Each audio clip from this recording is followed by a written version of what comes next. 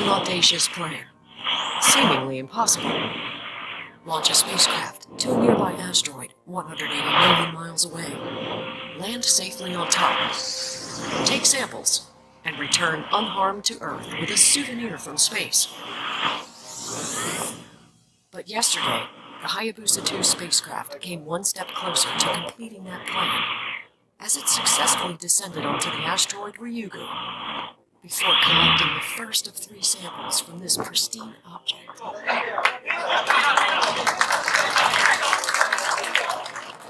This latest triumph from JAXA, Japan's space agency, wasn't as easy as its daring success might make it seem. Unforeseen hazards not only delayed the mission, but also endangered its success.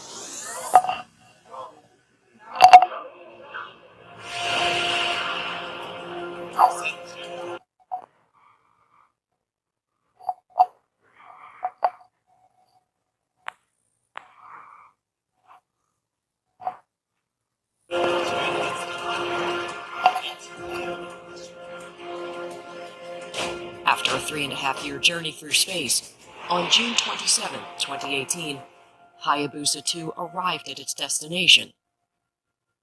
The carbon-rich, half-mile-wide asteroid orbits the Sun between Earth and Mars.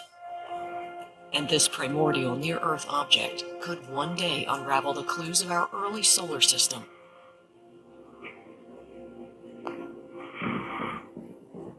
The Ryugu is believed to contain the organic matter and hydraulic minerals, very important ingredient of life. Technologically, it's a sample return mission, so not only going to that asteroid, but get there and going back from the asteroid to the Earth. So it's a round-trip mission. The asteroids are leftover fragments of the planet formation process and have been sitting out in the solar system for the past 4.5 billion years, relatively undisturbed. And so by studying these objects, we're really able to peer back into the past and understand what the conditions were like as planets were forming, both chemically and physically. And they're perhaps our best link to understanding how planets in our solar system actually formed. Missions to small asteroids like Ryugu could help shed new light on the mystery of our planet's formation. Hayabusa 2 will collect a total of 3 separate samples from the asteroid before returning them back to Earth. But it can't do it alone. The spacecraft spent its first 2 months on Ryugu mapping out potential landing sites for its 4 rovers, who, in turn, will scour the asteroid's surface for sampling sites. An initial 2 rovers were deployed on Ryugu to great success, becoming the first ever to land on an asteroid. Ryugu's low gravity makes driving on the surface impossible. So instead, these rovers must hop from location to location, floating for up to 15 minutes per bounce, all the while snapping important photographs of the terrain.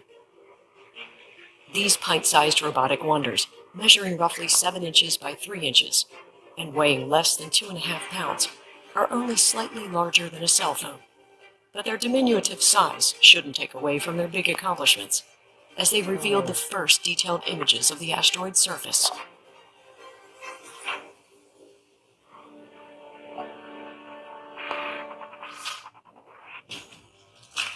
Shortly thereafter, Mascot, Hayabusa 2's larger, tumbling rover, landed on the asteroid's southern hemisphere, safely protected from the sun's violent radiation. Racing to take advantage of Mascot's 17 hours of operational battery life, the German scientists and engineers who designed the vehicle were able to explore 2 areas of the asteroid, compiling data on Ryugu's gravitational and magnetic fields, as well as images to help select the best sampling sites. And what engineers saw changed everything. Before arriving at its destination, scientists thought that Ryugu's surface would be flat and featureless, perfect for landing the probe and sampling its material. Instead, it soon became apparent that Ryugu is littered with large hazardous boulders, disrupting years of meticulous planning. and putting the mission's fate into jeopardy. Hayabusa 2's sampling instrument was designed to pierce what was thought to be a soft surface. Instead, engineers back in Japan now had to test whether or not the instrument would be able to effectively pierce the rocky terrain. While the instrument appeared to work in the lab, Ryugu may not be so forgiving. Finding a suitable landing site brought a new set of headaches. How do you find a safe spot amid a minefield of dangerous rocks? After scouring through the latest maps, a new location, L08E1, was chosen. The problem? The landing site is roughly 6 meters wide, a far cry from the previously planned 100-meter wide location.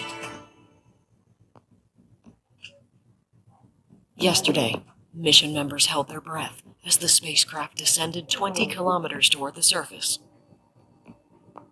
The procedure required extreme navigational precision.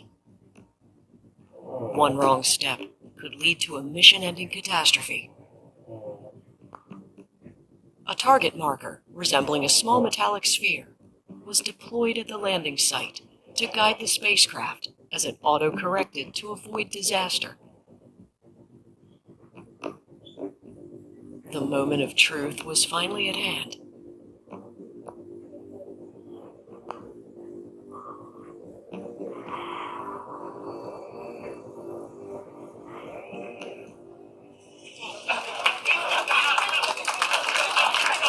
And the smiles told the story as Hayabusa 2 successfully dove to the surface and collected its first sample.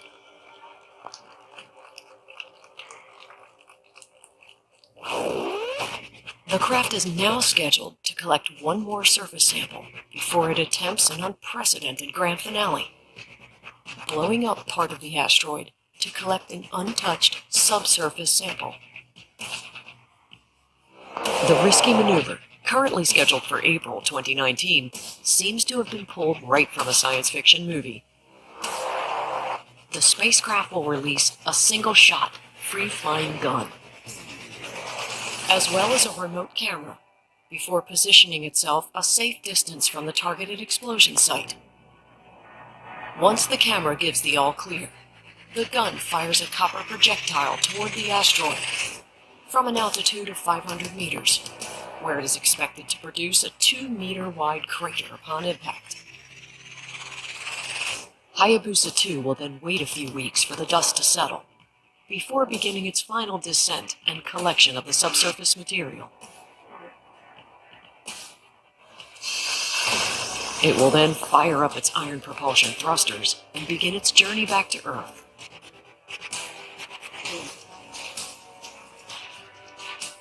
At close proximity, Hayabusa 2 will jettison the samples through the atmosphere towards the Australian outback, arriving safely by 2020.